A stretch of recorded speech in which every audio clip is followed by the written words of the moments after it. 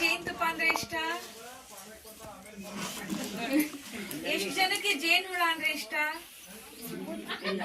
ಯಾಕೆ ಇಷ್ಟ ಇಲ್ಲ ಜೇನು ಹುಳ? ಅದ್ ಯಾಕೆ ಕಡಿತದೆ? ಮತ್ ನೀವಾಗ ಅದನ್ನ ಮಾಡ್ಲಿಕ್ಕೆ ಹೋಗ್ತೀರ? ಹಂಗೆ ಸುಮ್ನೆ ಇರ್ಲಿಕ್ಕೆ ಆಗೋದಿಲ್ಲ? ಎಷ್ಟ್ ಜನ ಗುಡಿ ಕಲ್ಲು ಹಾಕಿದ್ರಿ? ಹಾಕಿಲ್ಲ ಅಲ್ಲ? ಒಳ್ಳೆ ಮಕ್ಕಳು, ಹಾಕ್ಲೂಬಾರ್ದು. ನಾನು ನಿಮ್ಗೆ ವಿದ್ಯಾನ ಬಗ್ಗೆ ಹೇಳ್ತಾ ಹೋಗ್ತೀನಿ, ಸರಿ? ನನ್ನ ಹೆಸರು ಪುಷ್ಪ ಅಂತ. ಎಲ್ರಿಗೂ ನಮಸ್ತೆ. ಸರಿ, ನಾವ್ ಯಾವಾಗ್ಲೂ ಈ ರೀತಿ ಒಂದು ಬಾಕ್ಸ್ ಅಲ್ಲೇ ಜೇನ್ಸ್ ಹಾಕೋದು. ಈ ಇಡೀ ಬಾಕ್ಸ್ ಅನ್ನ ISI ಸ್ಟ್ಯಾಂಡರ್ಡ್ ಬಾಕ್ಸ್ ಅಂತ ಕರೀತಾರೆ. ಏನಂತಾರೆ? ISI ಸ್ಟ್ಯಾಂಡರ್ಡ್ ಬಾಕ್ಸ್ ಅಂತ ಕರೀತಾರೆ. ಈ ಇಡೀ ಬಾಕ್ಸ್ ಅಲ್ಲಿ 2 ಭಾಗ ಇರ್ತದೆ ನೋಡಿ. ಈ ಭಾಗನ ಫ್ಯಾಮಿಲಿ ಅಂತಾರೆ, ಈ ಭಾಗನ ಸೂಪರ್ ಅಂತಾರೆ. ಆಯ್ತಾ? ಈ ಫ್ಯಾಮಿಲಿ ಭಾಗಕ್ಕೆ ಒಂದು ರಾಣಿ ಅಂತ ಇರುತ್ತೆ, ರಾಣಿ ಹುಳ ಅಂತ. ಆ ರಾಣಿ ಏನ್ ಮೊಟ್ಟೆ ಇಡುತ್ತೋ ಅದು ಫ್ಯಾಮಿಲಿಗಷ್ಟೇ ಇಡುತ್ತೆ. ಈ ಕೆಳಗಡೆ ಭಾಗಕ್ಕೆ, ಈ ಭಾಗಕ್ಕೆ ಅದು ಇಡೋದಿಲ್ಲ. ಇದು ಏನೇ ಇದ್ರು ಅವ್ರದ್ದು ಎಕ್ಸ್ಟ್ರಾ ಜೇನುತುಪ್ಪ. ನಾವು ಅವ್ರ ಎಕ್ಸ್ಟ್ರಾ ಜೇನುತುಪ್ಪನ ಕಲೆಕ್ಟ್ ಮಾಡೋದು. ಈ ಜೇನುತುಪ್ಪನ ಅವರಿಗೋಸ್ಕರ ಬಿಟ್ಬಿಡ್ತೀವಿ. ಅಂದ್ರೆ ಮೊಟ್ಟೆ ಇರುವಂತ ಭಾಗನ ಅವರಿಗೋಸ್ಕರ, ಇಲ್ದೇ ಇರುವಂತ ಭಾಗ ನಮಗೋಸ್ಕರ. ಸರಿ ನೋಡಿ, ಇದೇ ಭಾಗ ಇದು ಫ್ಯಾಮಿಲಿ. ಈ ಒಂದು ಬಾಕ್ಸ್ ಅಲ್ಲಿ ಸುಮಾರು ಒಂದು 15,000ದಿಂದ 20,000 ಜೇನ್ ಇರ್ತದೆ. ಅದನ್ನೆಲ್ಲ ಸಂಭಾಳಿಸಲಿಕ್ಕೆ ಒಂದು ರಾಣಿ ಇರ್ತದೆ. ನಿಮ್ಮೆಲ್ಲ ಸಂಭಾಳಿಸಲಿಕ್ಕೆ ಒಂದು 7 ಜನ ಟೀಚರ್ಸ್ ಇದ್ದಾರೆ. ಇಲ್ಲಿ 15,000ರಿಂದ 20,000 ಜನ ಸಂಭಾಳಿಸಲಿಕ್ಕೆ ಒಂದೇ ಒಂದು ರಾಣಿ ಇರ್ತದೆ. ಸರಿ, ನಮ್ಮ ಇಡೀ ಜಗತ್ತಲ್ಲಿ 5 ಪ್ರಭೇದ ಜೇನುಹುಳ ಇರ್ತದೆ. ಅದರಲ್ಲಿ 4 ಪ್ರಭೇದ ನಮ್ಮ ದೇಶಕ್ಕೆ ಇರುತ್ತೆ. ಹೆಜ್ಜೇನು, ಕೋಲ್ ಜೇನು, ತುಡುವೆ ಜೇನು, ಮಿಸ್ರಿ ಜೇನು. ಹೆಜ್ಜೇನು ನೋಡಿ, ದೊಡ್ಡ ಬಿಲ್ಡಿಂಗ್ ಮೇಲೆ, ಮರದ ಮೇಲೆ ನೋಡಿದ್ರ ದೊಡ್ಡದಾಗಿ ಯು ಶೇಪ್ ಅಲ್ಲಿ ಗೂಡು ಮಾಡ್ತದೆ, ಅದು ಹೆಜ್ಜೇನು. ಇನ್ನ ಕೋಲ್ ಜೇನು ಬರೀ ಕೋಲಿಗಷ್ಟೇ ಗೂಡು ಮಾಡ್ತದೆ. ಇವೆರಡು ಜಾತಿನ ಸಾಕಾಣಿಕೆ ಮಾಡ್ಕೊಳ್ಳೋದಿಕ್ ಆಗೋದಿಲ್ಲ, ಇದನ್ನ ಸಾಕ್ಲಿಕ್ಕೆ ಆಗೋದಿಲ್ಲ. ಇನ್ನೊಂದು ತುಡುವೆ ಜಾತಿ, ಅದನ್ನ ಸಾಕಬಹುದು, ಅದು ಬರೀ ಕತ್ಲೆಗಷ್ಟೇ ಗೂಡು ಮಾಡ್ತದೆ. ನಮ್ಮಲ್ಲಿರೋದು ಇವಾಗ ಅದೇ ಜಾತಿ ತುಡುವೆ. ಇದನ್ನ ಸೈಂಟಿಫಿಕ್ ಆಗಿ ಆಪಿಸ್ ಸೆರೆನಾ ಇಂಡಿಕಾ ಅಂತ ಕರೀತಾರೆ. ಆಯ್ತಾ?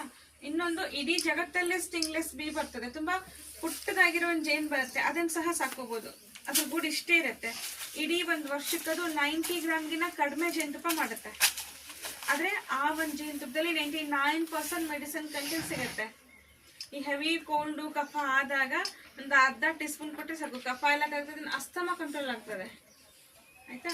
ಇನ್ನು ಇಟಾಲಿಯನ್ ಬಿ ಅಂತ ಇಟಾಲಿಯನ್ದಲ್ಲಿ ಒಂದು ಜಾತಿ ಸಿಗುತ್ತೆ, ಅದನ್ನ ಆಪಿಸ್ ಮೆಲ್ಲಿಫೆರಾ ಅಂತ ಕರೀತಾರೆ. ಅದನ್ನ ಸಹ ಸಾಕೋಬಹುದು. ಅದು ಆಪಿಸ್ ಮೆಲ್ಲಿಫೆರಾ ಅಂತ. ಲಕ್ಕಿಲಿ ನಮ್ಮ ದೇಶಕ್ಕೆ 4 ಜಾತಿ ಇರೋದ್ರಿಂದ ಹೊರ ದೇಶದ ನಮ್ಮ ದೇಶನ ಭಾರತ ಜೇನು ಹುಳಗಳ ತವರೂರು ಅಂತಾನೆ ಕರೆದಿರೋದು. ಏನಂತ? ನೋಡಿ, ನಮ್ಮ ದೇಶಕ್ಕೆ 4 ಪ್ರಭೇದ ಇದೆ. ಆಯ್ತಾ? ಇವಾಗಲೇ 75% ಜೇನಿನ ನಾಶ ಆಗ್ಬಿಟ್ಟಿದೆ. ಯಾಕೆ ನಾಶ ಆಗಿದೆ ಗೊತ್ತಾ ನಿಮ್ಗೆಲ್ಲ? ನೀವೆಲ್ಲ ಗೇಮ್ಸ್ ಆಡ್ತಿರಲ್ಲ, ಮೊಬೈಲ್, ಆ ಮೊಬೈಲ್ ಹ್ಯಾಬಿಟ್ ಅವರ್ ಇಂದಾಗಿ, ರೇಡಿಯೇಷನ್ ಇಂದಾಗಿ ಜೇನಿನ ನಾಶ ಆಗ್ತಾ ಇದೆ. ಇನ್ನೊಂದು, ಹೊಲ ಗದ್ದೆಗೆಲ್ಲ ಬೆಳೆ ಬೆಳೆಸ್ತೀವಿ, ಅದ್ರ ಮೇಲೆ ಕೆಮಿಕಲ್ ಸ್ಪ್ರೇ ಮಾಡ್ತಿದ್ವಿ, ಅದರಿಂದನೂ ಜೇನಿನ ನಾಶ ಆಗ್ತಾ ಇದೆ. ಹಿಂಗೆ ಜೇನಿನ ನಾಶ ಮುಂದುವರಿತಾ ಹೋದ್ರೆ, ಆವಾಗಲೇ ವಿಜ್ಞಾನಿಗಳನ್ನ ಮಾತು ಹೇಳಿದ್ರು. ಆಲ್ಬರ್ಟ್ ಐನ್ಸ್ಟೈನ್ ಗೊತ್ತಾ ನಿಮ್ಗೆಲ್ಲ? ಅವರೊಬ್ಬ ವಿಜ್ಞಾನಿ. ಅವರು ಒಂದು 50ರಿಂದ 60 ವರ್ಷ ಹಿಂದೆ ಹೇಳಿದ್ದಾರೆ, ಯಾವಾಗ ಈ ಜೇನಿನ ಕುಲ ನಾಶ ಆಗುತ್ತೋ ಆವಾಗಲೇ 3-4 ವರ್ಷದಲ್ಲಿ ಈ ಮನುಕುಲ ಕೂಡ ನಾಶ ಆಗ್ತದೆ ಅಂತ. ಯಾಕೆ ನಾಶ ಆಗುತ್ತೆ ಹೇಳಿ?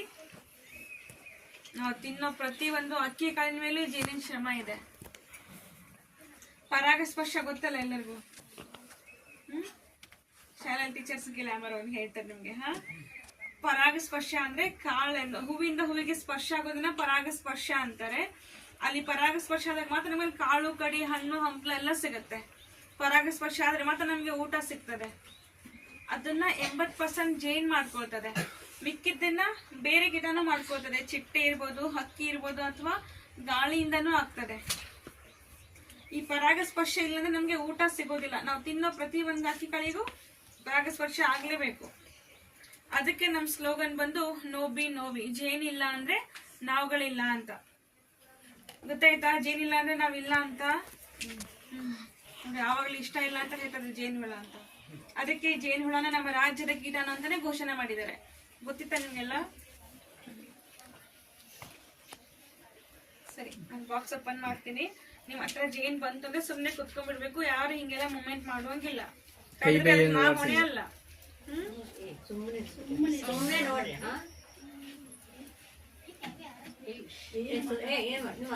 ಸುಮ್ಮನೆ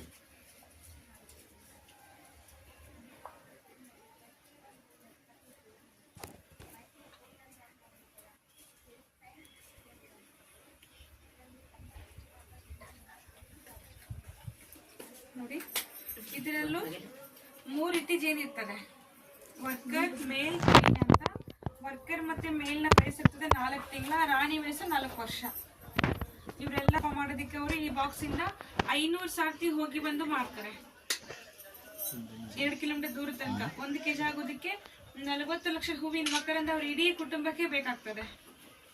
ಅಂಡ್ ಹಿಡಿದ್ರೆ ಫ್ರೇಮಲ್ಲಿ ನಿಮ್ಗೆ ಪ್ರತಿ ಒಂದು ಹೋಲು ಸಹ ಹೆಕ್ಸಾಗೋನ್ ಶೇಪಿಗೆ ಸಿಗ್ತದೆ.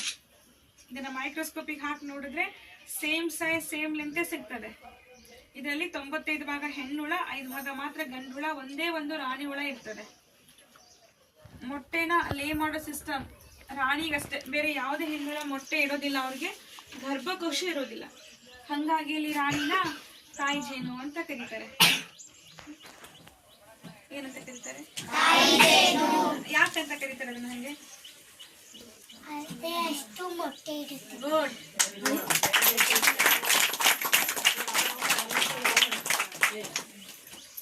ಎಷ್ಟನೇ ಕ್ಲಾಸು? ನಾನು ಅಷ್ಟು ಹುಷಾರಿಲ್ಲಾಗಿದ್ದ ಆ ಟೈಮಿಗೆ.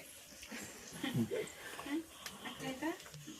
ನೋಡಿ, ಇನ್ನೊಂದು ಒಂದು ಜೇನುಗಳದ್ದು 4 ತಿಂಗಳ ವಯಸ್ಸಿರುತ್ತಲ್ಲ, ಅದನ್ನ ಇಡೀ 4 ತಿಂಗಳ ಜೀವಮಾನದಲ್ಲಿ ಒಂದು ಜೇನು ಒಂದು ಸಣ್ಣ ಟೀಸ್ಪೂನ್ ಜೇನುತುಪ್ಪ ಮಾಡ್ತದೆ.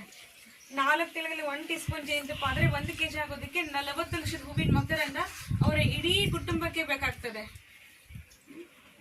ಇನ್ನ ಒಂದು ಜೇನು ಒಂದು ಸೆಕೆಂಡಿಗೆ 190 ರೆಕ್ಕೆ ಪಡ್ಕೋತದೆ. ಒಂದು ಸೆಕೆಂಡಿಗೆ, ಒಂದು ನಿಮಿಷಕ್ಕೆ 11,400 ಸತತ ರೆಕ್ಕೆ ಪಡ್ಕೊಳ್ತದೆ. 1 ಗಂಟೆಯಲ್ಲಿ 28 ಕಿಲೋಮೀಟರ್ ಟ್ರಾವೆಲಿಂಗ್ ಮಾಡ್ತಾರೆ. ಒಂದು ದಿನಕ್ಕೆ ಒಂದು ಜೇನುಗಳ 2,000 ಹೂವಿಗೆ ವಿಸಿಟ್ ಮಾಡ್ತದೆ. ಒಂದ್ಸತಿ ವಿಸಿಟ್ ಮಾಡಿದ ಫ್ಲವರಿಗೆ ಮತ್ತೆ ವಿಸಿಟ್ ಮಾಡೋದಿಲ್ಲ. ಇನ್ನ ಜೇನುತುಪ್ಪ ಹಾಳಾಗೋದಿಲ್ಲ, ಅದು ಎಷ್ಟು ವರ್ಷ ಇಟ್ಟರು ಅದಕ್ಕೆ ಹಾಳಾಗೋದಿಲ್ಲ. ಇದು ನೋಡಿ, ಮೇಲ್ಗಡೆ ಭಾಗ ಅಂತ ಹೇಳಿದ್ನಲ್ಲ ಸೂಪರ್ ಅಂತ, ಅದು ಹಿಂಗೆ ಇರ್ತದೆ. ಇದರಲ್ಲಿ ಜೇನುತುಪ್ಪ ತುಂಬಿ ಮೇಲ್ಗಡೆ ಒಂದು ಲೇಯರ್ ಮಾಡ್ತಾರೆ. ಅದನ್ನ ತೆಗೆದ್ಬಿಟ್ಟು ನಮ್ಮ ಹತ್ರ ಒಂದು ಹ್ಯಾಂಡ್ಮೇಡ್ ಮಷಿನ್ ಇರ್ತದೆ, ಅದ್ರಲ್ಲಿ 4 ಫ್ರೇಮ್ ಹಾಕ್ತೀವಿ. ರೀತಿ ಹಾಕಿ ಸೆಂಟ್ರಿಫ್ಯೂಗಲ್ ತಿರುಗಿಸಿದಾಗ 2 ಸೈಡಿಗೆ ಜೇನುತುಪ್ಪ ಇಲ್ಲಿ ಕಲೆಕ್ಟ್ ಆಗುತ್ತೆ. ಆದ್ರೆ ಜೇನ್ ಮಾಡಕ್ ಮಾತ್ರ ಏನೂ ಆಗೋದಿಲ್ಲ. ಅಂದ್ರೆ ಮತ್ತೆ ನಾವು ಅವ್ರು ಗೂಡಿ ಕೊಟ್ಟಾಗ ಅದನ್ನ ಅವರು ಮರು ಉಪಯೋಗ ಮಾಡ್ಕೊಳ್ತಾರೆ. ನಾವು ವರ್ಷ 2 ವರ್ಷ ಆದ್ಮೇಲೆ ಒಂದು ಜೇನ್ ಮೇನ ಅವ್ರಿಗೆ ಬಳಸ್ಕೊಳ್ದಿಲ್ಲ. ಯಾವಾಗ ಅದನ್ನ ಅವ್ರು ಬಳಸ್ಕೊಳ್ದಿಲ್ವೋ ಆವಾಗ ಅದನ್ನ ತೆಗೆದು ನಾವು ಬಿ ವ್ಯಾಕ್ಸ್ ಅಂತ ಮಾಡಿದೀವಿ. ಅದರಿಂದ ನಾವು ಲಿಪ್ ಬಾಮ್ ಎಲ್ಲ ಮಾಡ್ಕೋಬಹುದು, ಡ್ರೈ ಸ್ಕಿನ್ನಿಗೆಲ್ಲ ಅಪ್ಲೈ ಮಾಡ್ಕೋಬಹುದು. ಆಯ್ತಾ? ನೀವು ಇವಾಗ ಪಿರಾಮಿಡ್ ಮಮ್ಮೀಸ್ ಗೊತ್ತಾ ನಿಮ್ಗೆಲ್ಲ? ಮಮ್ಮೀಸ್, ಆ ಮಮ್ಮೀಸ್ ಅಲ್ಲಿ ಜೇನುತುಪ್ಪ ಹಾಕಿಟ್ಟಿದ್ದಾರೆ. ಅದು ಎಕ್ಸ್ಪೈರ್ ಇಲ್ಲ ಅನ್ನೋ ಕಾರಣಕ್ಕೆ. ಜೇನುತುಪ್ಪ ಬಂದು ಪ್ರಿಸರ್ವೇಟ್ ಮಾಡುತ್ತೆ ಅದು ಪದಾರ್ಥನ. ಸರಿ, ಈಜಿಪ್ಟ್ ಅಲ್ಲಿ ಇವಾಗ್ಲೂ 3,400 ವರ್ಷದ ಹಳೆಯ ಜೇನುತುಪ್ಪ ಡೆಮೋಗೋಸ್ಕರ ಇದೆ, ತಿನ್ಬಹುದು ಅಂತ. ನೋಡಿ, ಜೇನು ಮತ್ತೆ ಜೇನು ನಮ್ಗೆ ಎಷ್ಟೆಲ್ಲ ಸಹಾಯ ಆಗ್ತದೆ. ಇವತ್ತು ನಾವು ಬದುಕಿದೀವಿ, ಊಟ ಮಾಡ್ತಿದ್ರೆ ಜೇನೇ ಕಾರಣ.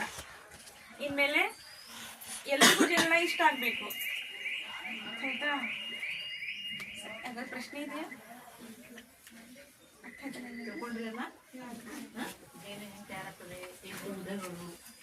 ಜೇನು ಇದರಲ್ಲಿ ಎಷ್ಟು ವಿಧಗಳು? ಹೌದಲ್ಲ, ಚೆನ್ನಾಗಿದೆ. ನಮ್ಮ ದೇಶಕ್ಕೆ ಎಷ್ಟು ಜಾತಿ ಜೇನಿದೆ?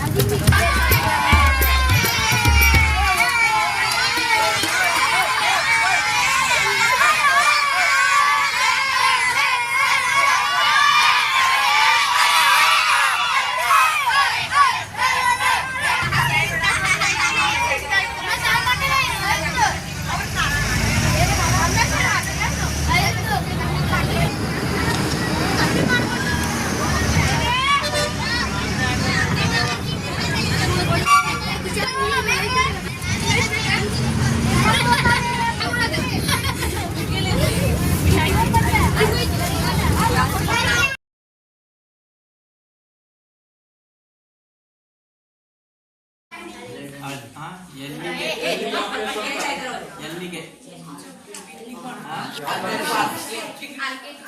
ಆರ್ಕಿಡ್. ಎಲ್ಲಿಂದ ಬಂದಿದ್ದೀರಾ? ದಾಂಡೇಲಿ. ಆರ್ಕಿಡ್ ಪದ ಕೇಳಿದಿರಾ ಮುಂಚೆ? ಬೆಟ್ಟದ ಹೂ ಫಿಲ್ಮ್ ನೋಡಿದಿರಾ? ಯಾರ್ಯಾರು ನೋಡಿದಿರಾ?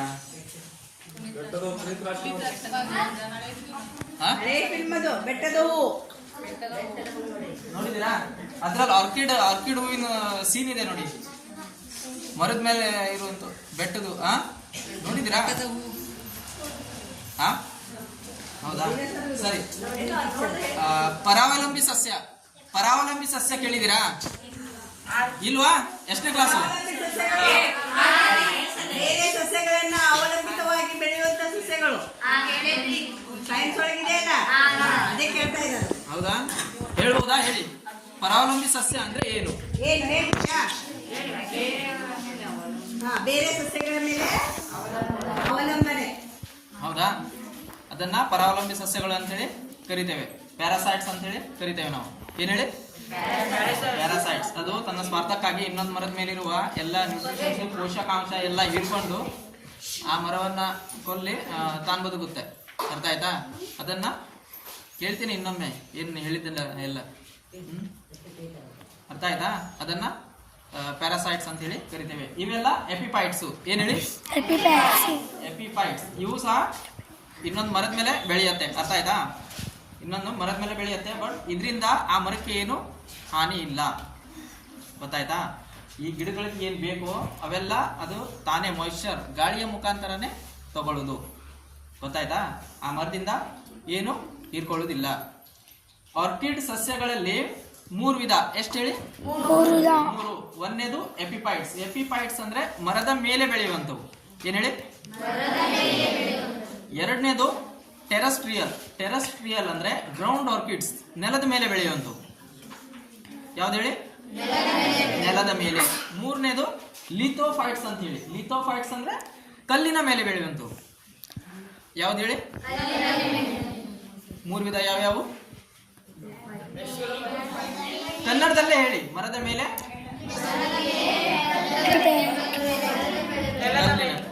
ನೆಲದ ಮೇಲೆ, ಕಲ್ಲಿನ ಮೇಲೆ. ಹೌದಾ? ಇವೆಲ್ಲ ಆರ್ಕಿಡ್ಸ್ ಗಳಲ್ಲಿ 3 ವಿಧ. ಆರ್ಕಿಡ್ ಸಸ್ಯಗಳು ನಮ್ಮ KTR ಅಂದ್ರೆ ಗೊತ್ತಿದೆಯಾ ಯಾರಿಗಾದ್ರು? KTR ಕಾಳಿ ಟೈಗರ್ ರಿಸರ್ವ್ ಕೇಳಿದಿರಾ? ಕೇಳಿಲ್ವಾ?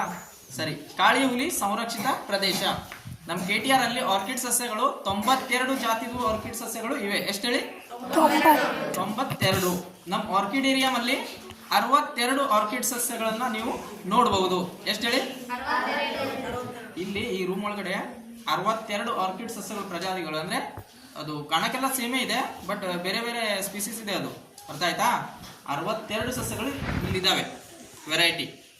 ಗೊತ್ತಾಯ್ತಾ? ನಿಮ್ಮ ಮನೆ ಕಡೆ ಯಾವ್ಯಾವ ಹೂ ನೋಡಿದ್ದೀರಾ ನೀವು?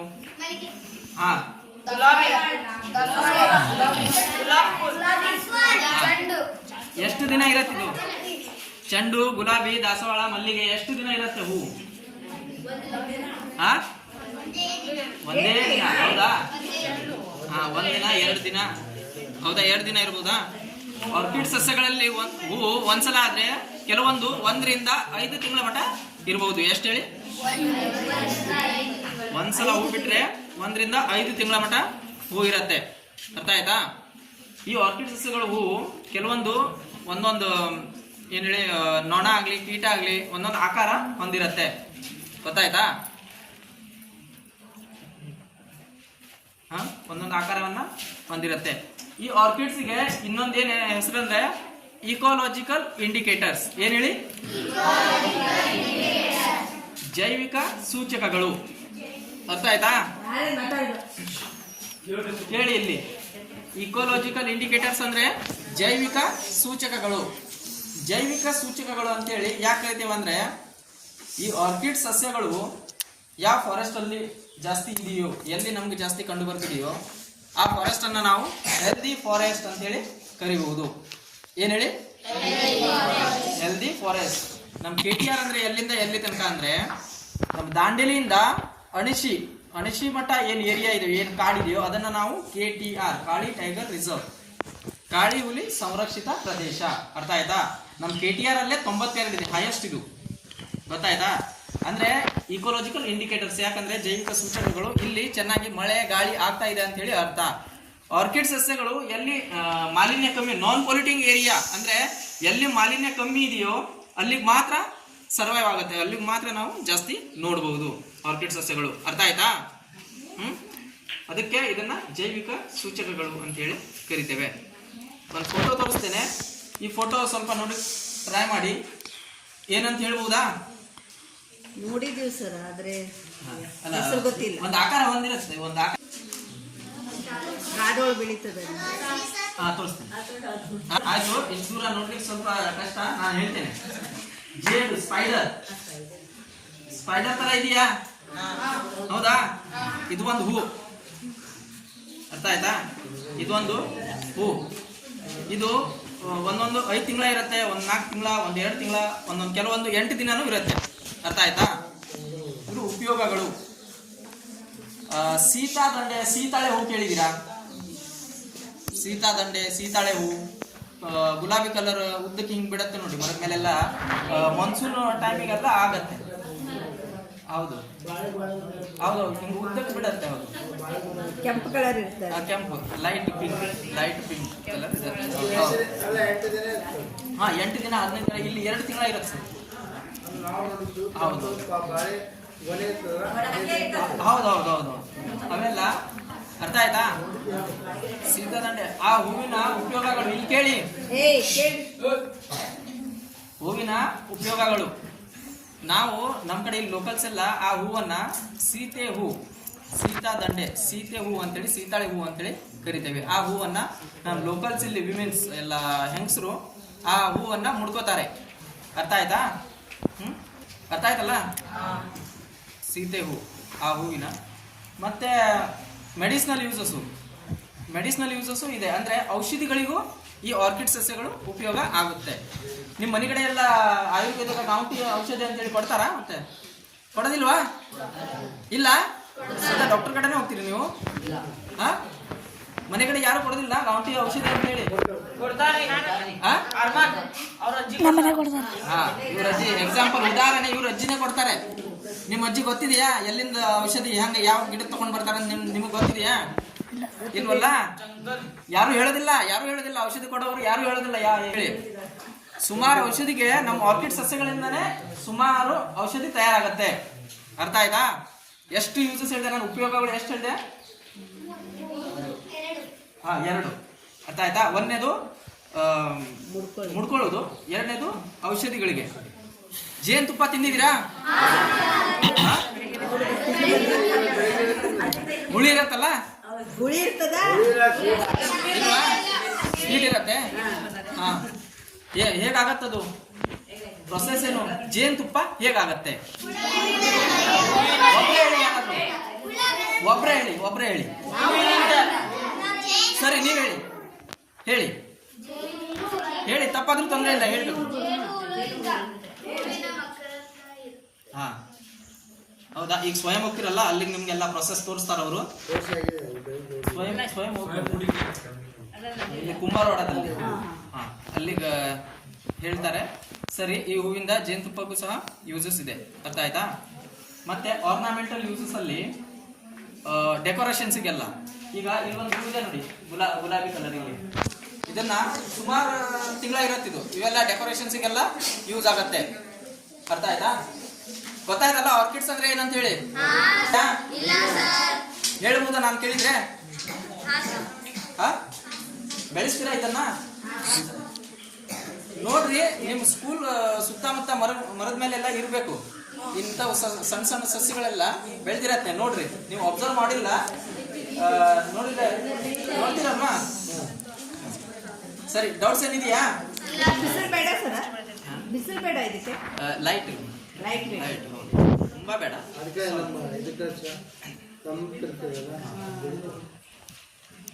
ಅರ್ಥ ಆಯ್ತಲ್ಲ? ಸರಿ, ಆರ್ಕಿಡ್ ಸಸ್ಯಗಳ ಬಗ್ಗೆ ತಿಳ್ಕೊಂಡ್ರಿ? ಏನೇನ್ ತಿಳ್ಕೊಂಡ್ರಿ? ಒಬ್ಬೊಬ್ರು ಒಂದೊಂದು ಹೇಳಿ. ಅದು ಮರದ ಮೇಲೆ ಬೆಳೆಯುತ್ತದೆ. Okay, very good. ಮರದ ಮೇಲೆ ಬೆಳೀತದೆ. ಕಲ್ಲ ಮೇಲೆ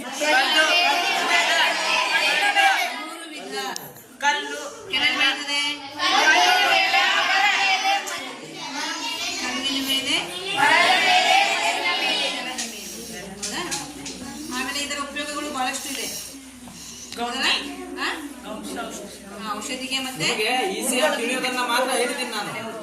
ಅರ್ಥ ಆಯ್ತಾ? ಸುಮಾರು ಯೂಸಸ್ ಎಲ್ಲ ಇದೆ ಇದಕ್ಕೆ. ನಿಮ್ಗೆ ಎಷ್ಟು ಬೇಕೋ ಅಷ್ಟೇ ಹೇಳಿದ್ದೀನಿ. ಡೌಟ್ಸ್ ಇದೆಯಾ ಮತ್ತೆ? ಕೇಳಿದೆ. ಹಾ ಸರಿ, ಒಮ್ಮೆ ಪೋರ್ಟಲ್ ನೋಡಿ ಏನೇನು ಹಾಕಿದೀವಿ ಅಂತ ಹೇಳಿ. ತಡಿದಾವೆ ಅಲ್ಲೇ ನಿಂತ್ಕೊಂಡಿರ್ವಿ. ಒಂದು ನಿಮಿಷ.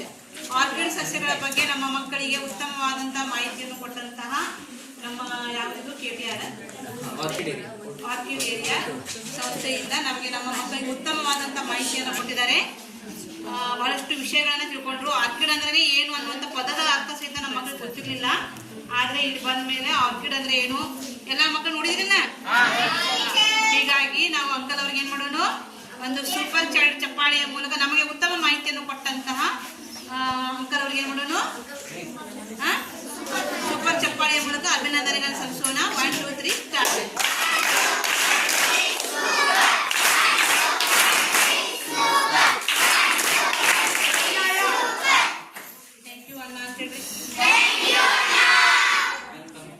ಈಗ ನೀವು ನೋಡ್ಬೋದಾ?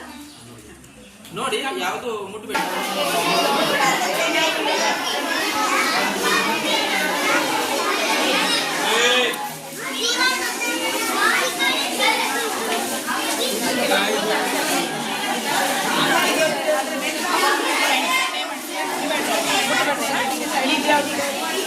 ಎಲ್ಲ ಅರ್ಪಿತ ಇವು ಎಲ್ಲ ಅರ್ಪಿತ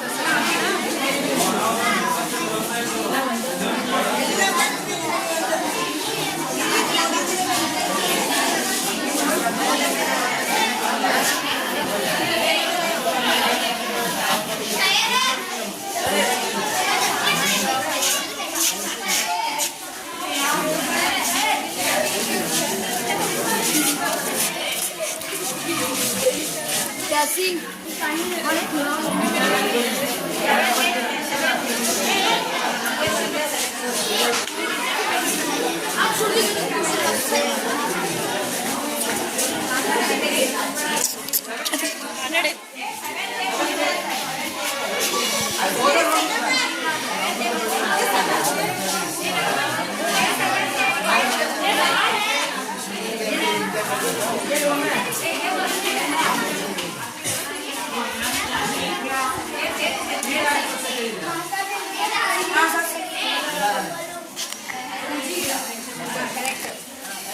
ಮತ್ತೆ ಗಿಟಾರಿ ಸಸ್ಯ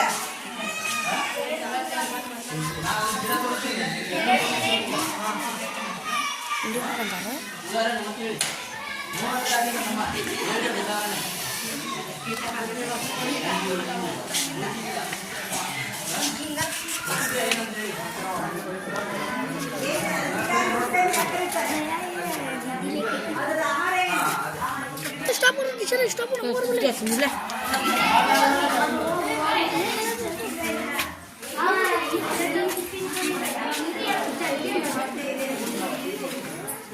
ವಿಚಾರ ನೋಡ್ರಿ, ಇದು ಈಗ ನೀರು ಬೀಳ್ತಿದ್ರಿ.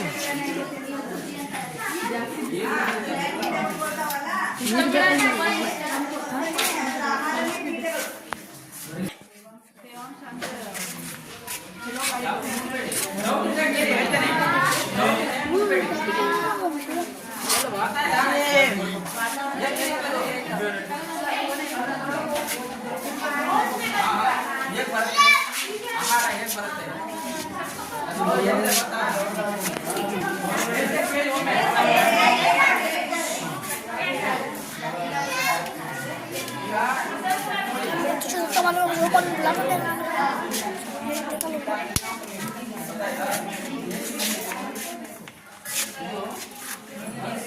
ರಿಲೀಸ್ ಮಾಡುತ್ತೆ. ಅರ್ಥ ಆಯ್ತಾ? ಒಂದು ಸ್ಮೆಲ್ಲನ್ನ ರಿಲೀಸ್ ಮಾಡುತ್ತೆ. ಒಳಗಡೆ ಹೋಗ್ಬಿಟ್ಟೆ ಅದು ಹಣ್ಣು ಥರ ಇರುತ್ತೆ. ಜಲ್ಲಿ ಜಲ್ಲಿ ಅನ್ಕೊಂಡ್ರೆ ಆಗೋದು. ಅರ್ಥ ಆಯ್ತಾ? ಅದನ್ನ ಎಕ್ಸೆಸ್ ಮಾಡಿ ಬೇರೆ ಸೊಳ್ಳೆಗಳನ್ನ ರಿಲೀಸ್ ಮಾಡಿ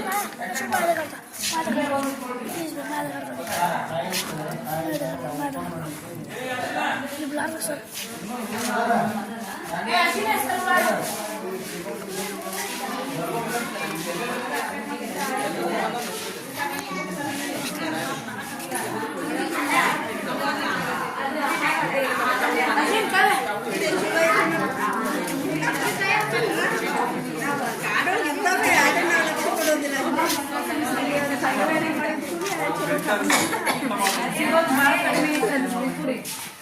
ಗಿಡ ಕೀಟಹಾರಿ ಸಸ್ಯ ಎಕ್ಸಾಂಪಲ್ ಉಜಿ ಗಿಡ.